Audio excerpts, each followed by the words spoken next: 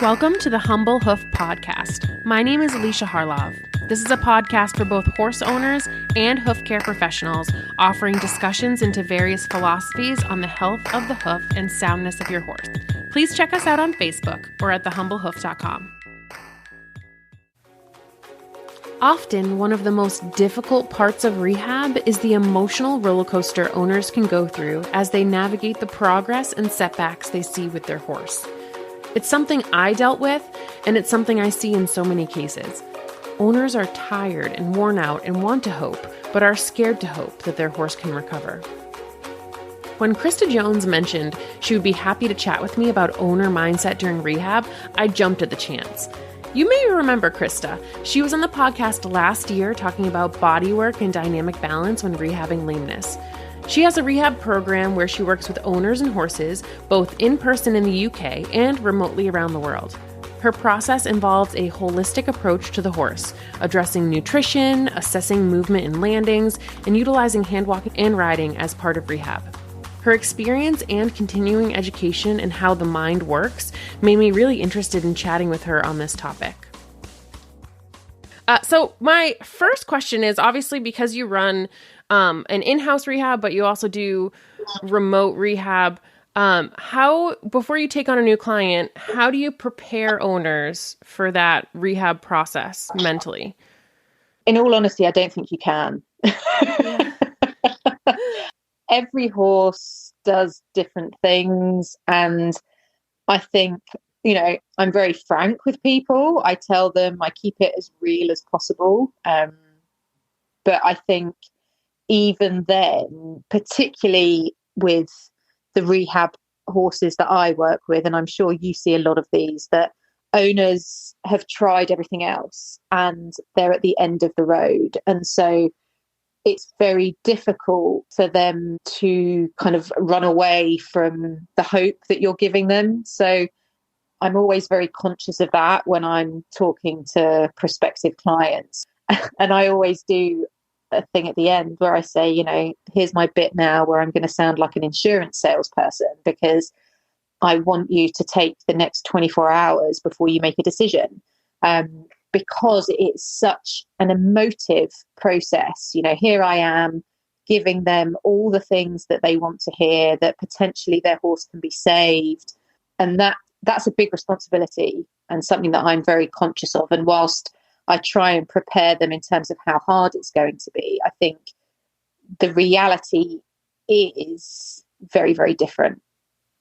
Yeah. And a lot of times, I don't know if you see this, I'm sure you do, horses will come into rehab and then they'll get better, start getting better, progress will be made, and then they'll have a setback. And, and that's so hard when the owner has their hope up and all of a sudden that first setback is like devastating. So do you have any advice for how owners can get through that or stay positive when there's a setback? Yeah, I think it's probably like anything in life at the moment. We have the Instagram reality. The first thing that I would say is that it is completely and utterly normal. Every single horse that I have through the program has a setback at some stage. And that can be for 1,000,001 different reasons. Sometimes it's down to the weather. Sometimes, the horse does something stupid in the field, or, has an abscess, or the thrush is particularly bad at that particular point in time, or whatever. I've had horses on my program having asthma attacks and, tack getting stolen, and that's in literally the last couple of weeks that I've had owners having to deal with that kind of stuff. And it happens, and it's real life. And I think sometimes we get far too ingrained in the process of, we're expecting rehab to be this upward trajectory. And whilst it is, for a lot of horses, even the horses that have a load of success have blips along the way. But as human beings, we aren't really conditioned to see those bad things, or some people just don't ever talk about them. And so all we see are the people around us having the best time ever and, getting back their horses and their lives and going out competing. And other people who are having a bad time look at themselves and go, well, will I ever get there? And that's really very tricky. So I think when I work with clients on the program, we do a lot of goal setting and also checking in. So at the very beginning, I always ask them, what does a successful rehab look like? And I can guarantee 10 out of 10 will say, I'd just like to ride my horse again. Now, the reality is that's not actually true. They want to get back to whatever they were doing before or what they dreamt of doing with the horse. But because of the space they're in at that very moment in time, all they can dream of is getting back on the horse. Now, usually my clients are back on board within 6 to 8 weeks, really. And I do that probably a bit quicker than other people. For some people, they might think that's a bit soon. But for me, the horses always heal first. So that's always number one. But I think it's so important for the owners to be able, even if it's for 5 minutes once a week, just to have that contact back in the saddle again and keeping things moving forward at your own defined kind of pace and goals. So we change the plan and we talk about goals a lot. And, you know, unfortunately, a lot of the issues that come up during rehab are not just horse related. And I had this, you know, when I've spent a lot of time working on my own mindset. You know, I've been in therapy and I'm training. I've got my NLP practitioner, which I should be completed soon. So I'm now going through the process of being, you know, a proper trained NLP practitioner and mindset coach. But on that journey, you realize quite quickly that there are things from your life outside of horses that have a big impact on your horse life. You know, so very often people want to stay in control, and, you know, the feeling of being out of control and not having a plan really hurts some people. Some people are incredibly anxious about the what ifs, and they spend a lot of time focusing on, well, what's going to happen if. And so there's a lot of work that I do that kind of unpicks some of that. And I'm definitely not a therapist. If I think people need, you know, more professional help, then I will push them in that direction. But it's understanding that these things just aren't siloed. They're linked into all areas of our lives. But unfortunately, with the horses, we have such an emotional connection that you end up pinning a lot of your hopes and dreams on them. And unfortunately, that's something that you cannot personally have any control of, because they are their own beings and they do very stupid things sometimes. And, you know, a lot of owners have mum guilt. I was on a Facebook Live yesterday and we were talking about mum guilt. And again, probably 9 out of 10 of my clients will say to me, I just feel so bad that I didn't know this before. And I think, you know, I was there. I did exactly the same. I went through the same process in my own rehab journey. But I say to them, how are you supposed to know what you didn't know? Right. But we are so intrinsically kind of programmed to beat ourselves up, to say, you know, we are not good enough. This is not good enough. We should know everything. We should be perfect. And that's not real. And so we put these unattainable standards on ourselves. And that is the bit that we need to kind of look at and reflect during rehab, which is quite deep, really. Yeah. Yeah. And this is kind of just a clarification for me. What does NLP stand for? Neuro-linguistic programming. So can you expand on that a little bit and what that entails? I'm quite early in my journey. But it's basically changing the way that your brain thinks about certain things. So your brain makes very specific connections between good things and bad things. And so I don't know if you've ever read The Chimp Paradox, but they split the brain into your monkey or your chimp, which is your emotional part of your brain, and then your computer, which is your logical part of your brain. Now, what happens as human beings is we make connections about certain things. And so to keep this in a rehab context, let's say you were jumping your horse and your horse went lame, and I'm using myself just as an example here. Your horse went lame, and so you connect jumping your horse with your horse going lame. That's totally subconscious. You don't really register it. You go ahead, you fix the problem and your horse is sound and you move on. And then people start asking you when you're going to jump again. And you go, no, can't jump again. Not going to jump again. Or I need to jump when X happens. And why is that? Well, because your brain is still going, your horse will break when you jump. Your horse will break when you jump. And so what NLP does is reframes those kind of connections and emotional attachments and puts them in a way that removes those kind of emotional connections and pulls the logical element, probably the best way to explain it, back in. So instead of going jumping equals lame horse, you go, okay, the one time I jumped, my horse went lame, but I also jumped a million times before that and my horse did not go lame. So you put it into logical context, if that makes sense. Yeah, that sounds like an amazing certification to have in this kind of field, you know? Yeah. I mean, it's a bit left field. I don't think there are going to be many people that will have it, but it's going to be, I will offer it as a totally separate part of my program later down the line, well, at the end of the year. So yeah, I think it'll be really interesting. I feel like it's something that's really needed in the community and is something that's not really looked at. And, you know, to be honest, the horses sort of take care of themselves. You give them the program, you have to adapt it slightly and, you know, but they crack on. The horse does what it needs to do. It grows a new foot, but it's actually the legacy stuff that the owner is holding on to that you have to fix sometimes. I mean, I'm sure you've probably seen it, that sometimes you can walk a horse up, the owner will walk the horse up and it is landing badly. And then someone else walks the horse up and it's landing heel first and perfect. And that is because the owner is scared.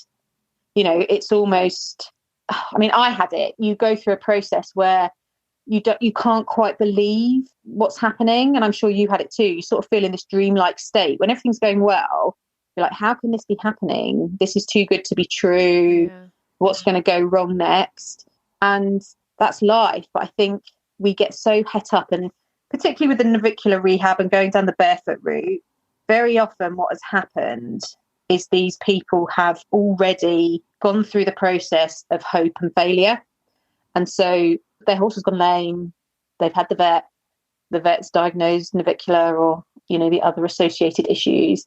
And the vet goes, right, okay, we're going to do steroid injections. I'm going to change the shoeing. And the owner goes, great, okay, fine, hope.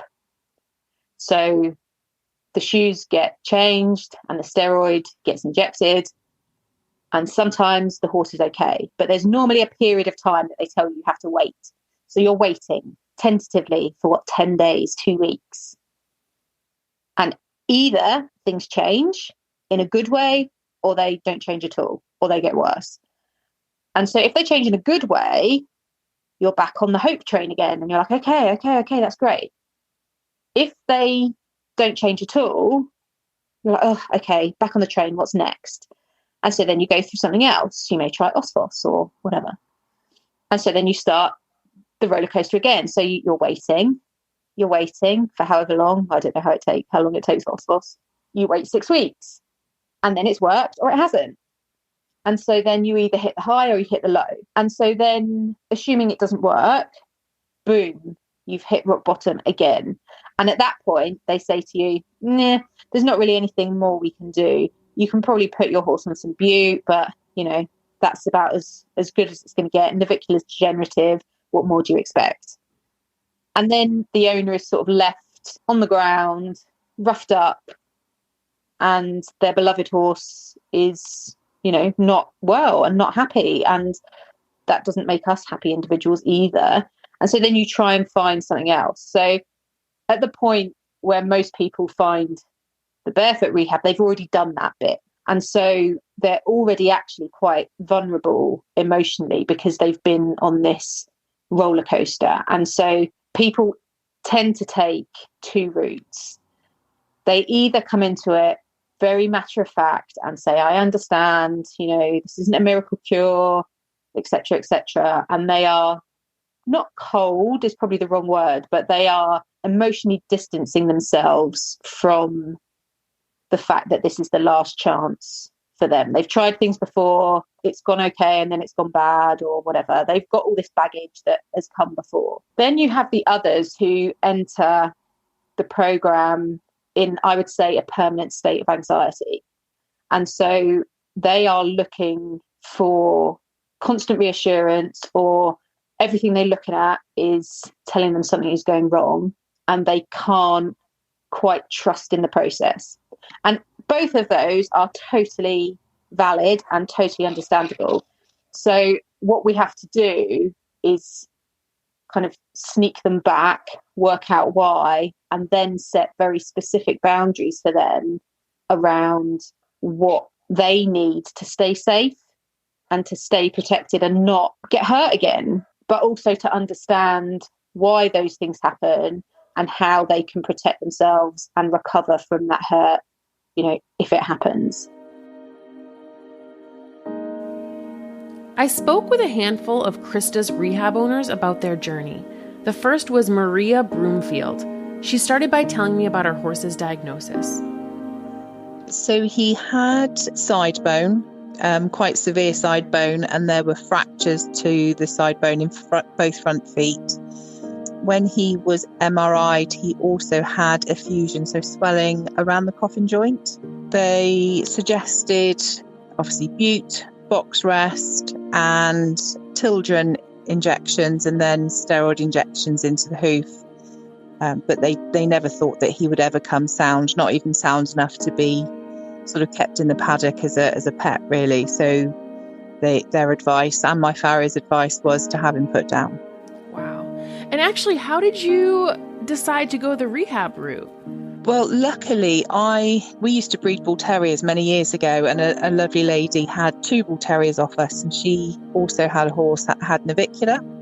And I just remember kind of pieces of her journey and how she was pretty much faced with the same decision and went through a long time of keeping him box rested, and none of it kind of worked.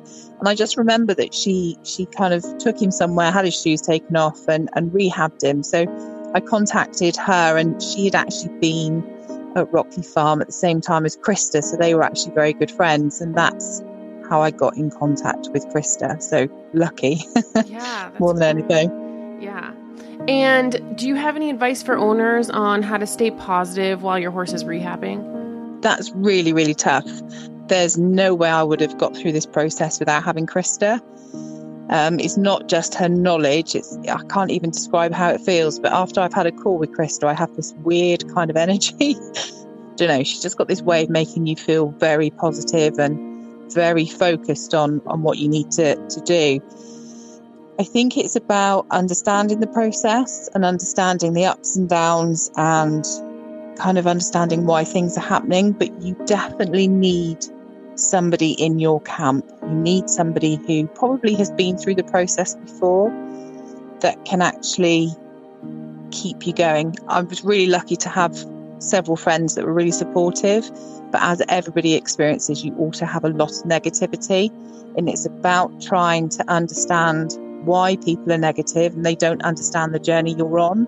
So I think it's about having the right support, the right knowledge, and understanding why people are negative, and kind of, I think if you understand it, you can kind of take it out of your thought process. And actually, how is your horse doing now? Oh, he's doing great. So we've had big ups and downs. We got to a stage where we were riding 5.5 hours a week, and I'm going to be honest, nobody's ever had me riding 5.5 hours a week in the winter. So that's sticking to the plans definitely got us out more. We had a little bit of a down where his foot growth was coming so much wider. The new growth was so much wider than the old growth. It was putting sort of odd pressure on his movement. So we kind of gave him a little bit of time off riding, did a lot of in-hand work. But we're back riding again now. And next week, I think we're planned in for about 3.5 hours. So yeah, it is very up and down, but we literally started in October. So it's a very, very new journey. Yeah. Well, that's great. I'm so excited for you too. And I look forward to hearing how he does over time. Yeah, excellent. Right. Right. Yeah, absolutely. And I loved one thing that you mentioned about setting goals. I think that that's such an important part of rehab. And can you give an example maybe for owners for one goal that you might give somebody in your program that they can kind of hone in on to not get too distracted? I mean, I never set the goals for them. We do it together. So I can kind of shove them in the right direction about things to think of. But it could be something as silly as, I've got a client who wants to pull her horse's tail, but she won't do that until he's ready to go and be a proper competition horse. So that is one of her goals, that she wants to pull his tail. For other people, it's things like going out again or doing a dressage test or things like that. But those kind of things tend to happen later in the program. Very early on, we cover things like staying positive at the yard or the barn when you're there for the week, or not over analysing something that is going on, or staying happy and keeping the horse out for a period of time, or doing a new walk with the horse and everything's happy. So keeping it like really low key and almost guaranteeing that those goals are going to be achieved, because then, you know, you're building up on things. As the rehab plan goes along, then you start adding in, okay, getting back on the horse. And in reality, I know within the first few weeks whether that's going to happen again. So we build that in quite early in the program. And then it could be, okay, they've got a favourite ride that's 20 minutes long or half an hour long or an hour long or whatever. And we build that into the program. And then what happens is you say, okay, let's say we were going to say, okay, they want to go on a particular ride that stops at the pub halfway round. Then we work back and say, okay, well, how long is that ride? What do we need to do to be able to get there? And so then you break the goals down into very, very small chunks, which they are naturally completing during the week. So it becomes, as the weeks go on, they don't even realise how close they're getting to actually hitting the goals, and it sort of sneaks up on them. But it's been designed in that way, so it doesn't seem like this huge, big thing that you're working towards. It's just kind of accumulation of all the things that you were doing anyway, just putting it in a slightly different context. Yeah, that's great. I think that's an amazing, addition to a rehab plan, because so many of us, and I'm guilty of this too, get so focused on, the horse's feet and their movement and just hyper focus on it to the point where like our thoughts and stress and anxiety are projected, onto that foot or that movement. Yeah, and exactly. Kelly Vandervoort is another rehab owner. She spoke with me about the progress she has seen with her horse throughout the process. They felt that the x-rays came up pretty good. They did find a little bit of scarring by the navicular bone. I have the x-rays, which would be consistent with like a DDFT tear or injury. I got connected with Krista, and since March 1st, I've been in her program officially. We've been meeting weekly and going over Lucy's progress, and it's so cool to see what her feet are doing, because I was feeling very deflated in February when she was super sore in our cold snap, and I'm like, okay, this has been over a year, and I've done all these things that I feel is what's helping her, and I keep going backwards, is how I'm feeling, and her feet don't look better, Right. If you talk about mindset, you go through these periods of feeling desperate, heartbroken, deflated, frustrated, mad, angry, but you just want to help your horse. And so I started following all of her things and doing her exercises, and her feet are doing amazing. And it's like giving me hope finally. So it's really fun to see the transformation, and I'm happy to keep sharing my story with you so you can know how it ends. And another part of rehab, which I know I dealt with when I was first rehabbing my gelding, is that feeling of isolation, like feeling like, you're in this alone, you're going through this alone, or nobody else really understands that difficulty or that pain of having a horse that has lameness issues. Do you have any advice for owners that are struggling with those kind of feelings? Yeah, I mean, I think that's very, very common. And actually, even for people who have some support, sometimes it's not the right level of support, or they don't quite get it in the same way, or they've been through the journey already, and then you feel like you're competing with that person. So finding somebody or people to share your story with is really, really important. Now, you obviously run some amazing Facebook groups that are totally supportive, and I've done the same. You know, I think it's about finding your tribe.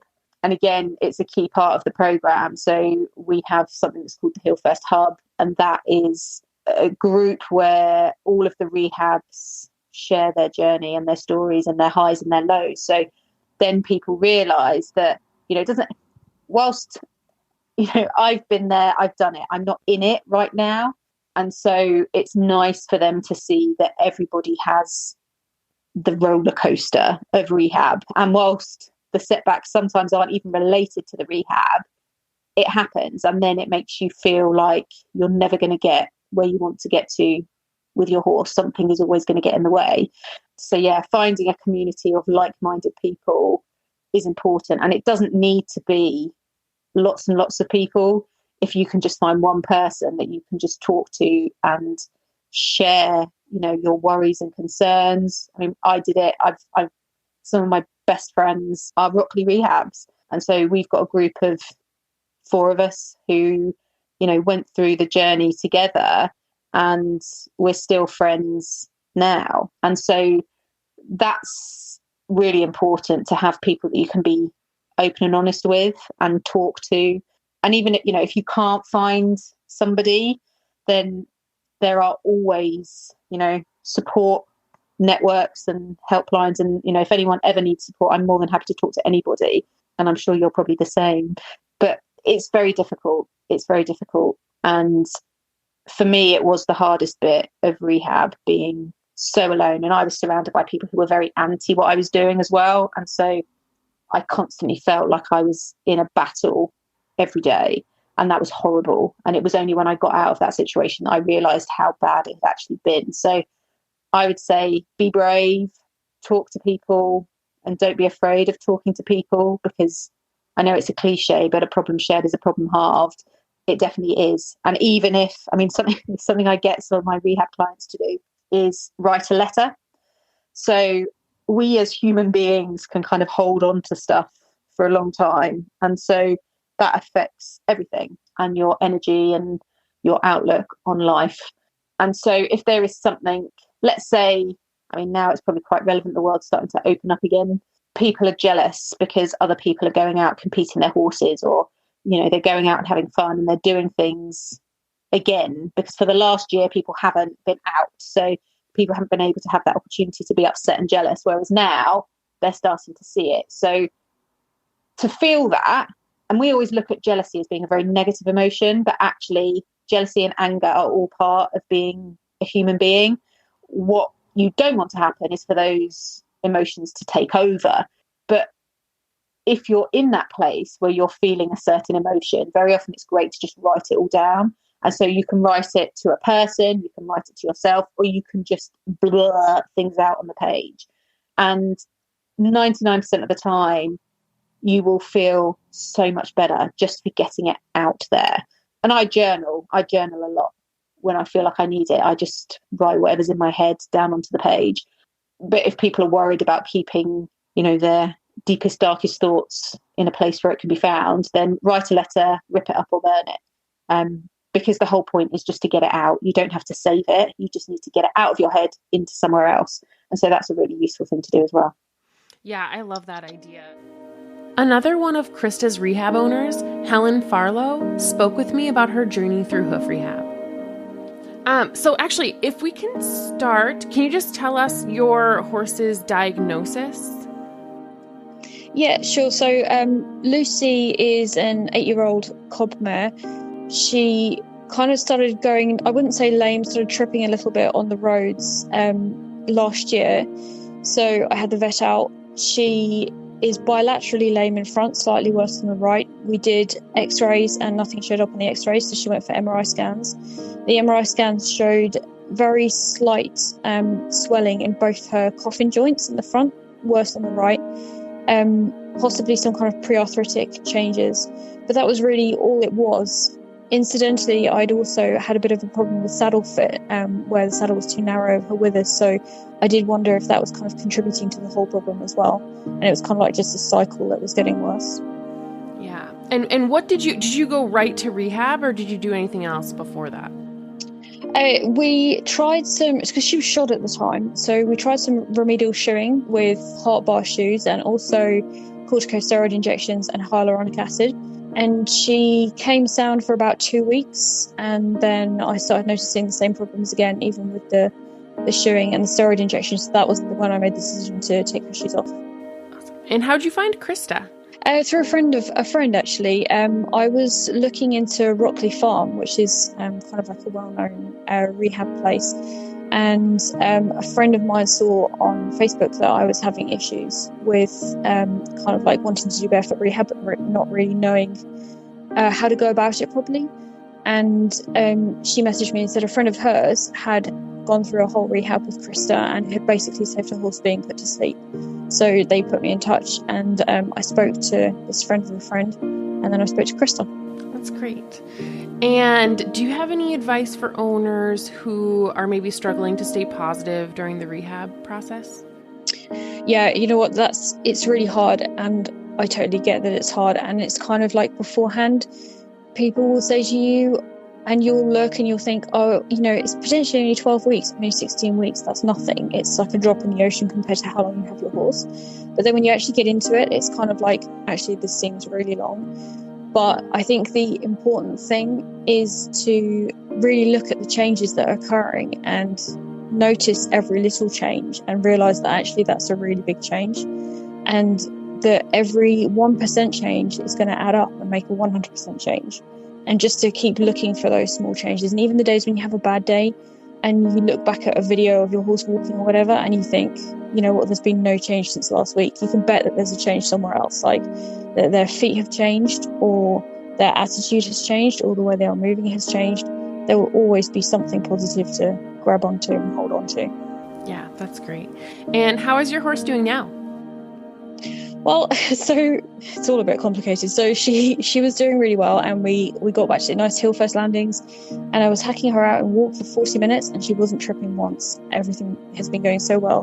But then unfortunately a month ago she had a really bad asthma attack, out of the blue, out of nowhere, emergency vet visit, and since then we've been trying to settle down her breathing. So I've literally been able to do no work at all on her rehab until this past week when I've started walking her in hand again.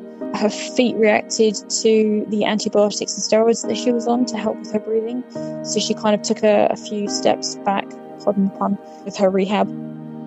So we're back to kind of in-hand walking again with the view to getting back on next week and continuing. So yeah, I've had a bit of a setback, but she's doing okay. Yeah, but it's great because you also know the process and, you know, the steps to take to get her back to where she was. So that's awesome. Exactly. And I know that it's in there now. It's like the first time I did it, I was a bit like, I don't know if she's ever going to start landing a hill first. But now I know 100% that she can and she will. So it's not quite so like stressful this time around. And I know this is kind of almost shifting topics a little bit, but you had mentioned how there are people that were anti, you know, what you were doing in your rehab when you were going through it. And that's something that I went through too. And I think one of the hardest things for me was, you know, struggling with vets or farriers that you really respect and that you think are these great professionals, but they have this differing opinion of what you're doing. So do you have any advice on what to do in those situations? Yes. And it's, I appreciate this is totally hindsight, what I'm going to say, but I think with anybody who's got a negative opinion about you or what you're choosing to do, it's very easy to get focused on that. And my advice would be you've chosen the path that you're on for a reason. And if it's working and the horse is happier, then that's the justification that you need. And sometimes you have to accept that you cannot control other people's thoughts and behaviours. And it's hard. That's the really hard bit, because you have to look and just say, okay, I don't engage with those people anymore. You know, I used to get very upset and passionate about it and wanted people to be as open-minded and understanding as I was. And the reality is that's just not true. People have different opinions, and if they have a fixed opinion about something, i.e. the horse should be shod, or to be able to, you know, be a competition horse, you have to have shoes on, then you are never going to change their mind. And so to have that acceptance and say, you know what, I can't change everybody's opinion. I'm going to stick to my lane. I'm going to be who I am. I'm going to be true to myself. And that's hard. You know, that's really hard. But I think when I look back at the time, and it was so hard. I mean, I was crying at the yard every day because people were just being so horrible. And I was like, I just don't understand why you're being so mean. But they had their own issues. And we've got to remember that, you know, we bring our own experiences to everything. And so you and I could be in the same room and something could happen and you may be totally fine with it, but it could, for me, trigger something which I instantly have a negative association with. So there are always, you know, I keep my story with me, and other people have their stories with them too, and that affects everything. That's why they say there's two sides to every story, and the truth is probably somewhere in the middle, because perception changes reality. But yeah, I think you just have to look at it and go, is my horse getting better? And that was the only thing that kept me going. I looked at Buddy, he was sound. And I was like, well, the things they wanted me to do didn't make him sound. He was lame and I was told to put him down. And now we're about to go out competing again. So which is the right choice? And for me, it was a no-brainer. But that was the only thing that got me through. I think it doesn't surprise me when I see people have issues when they're rehabbing their horses and, you know, they haven't quite got the program just right and the horse is uncomfortable for whatever reason. Now, you and I know that very often it's just a tiny tweak is all it takes. But if you don't have that support and you don't have that knowledge behind you, then you're surrounded by people who are telling you you're cruel. It's easy to see why people go, do you know what? It's just easier to put shoes back on. Yeah, I mean, it's definitely hard if you don't have that mindset starting out, which is why I think this episode can be really helpful to owners who are going through that. And I think that's actually, you know, all the main questions I had. But before we sign off, do you have any last minute advice or tips for owners who are starting their rehab journey? I would say treat rehab like you treat life. You don't expect life to be sunshine, unicorns, and rainbows and glitter. It's just not like that. Sometimes if you're very lucky, rehab is good and you never have any kind of major setbacks. You just have little blips in the road. But the reality is normally, and for my clients, it's around week 5, there is a blip, and normally not just one. So don't be disheartened, keep going, but also surround yourself with people who know what they're doing, because it's very easy to get lost in the darkness when something's not going quite right. And it may be a tiny tweak to diet or movement, or it may be something in the environment that you've not picked up on, but just ask for help, because it'll just make your life so much easier in the long run. Absolutely. Thank you so much for being willing to do this. I think that your information is even helpful for me and what I can take to my own clients. So thank you for being willing to chat with me. Total pleasure as always. Take care. Bye.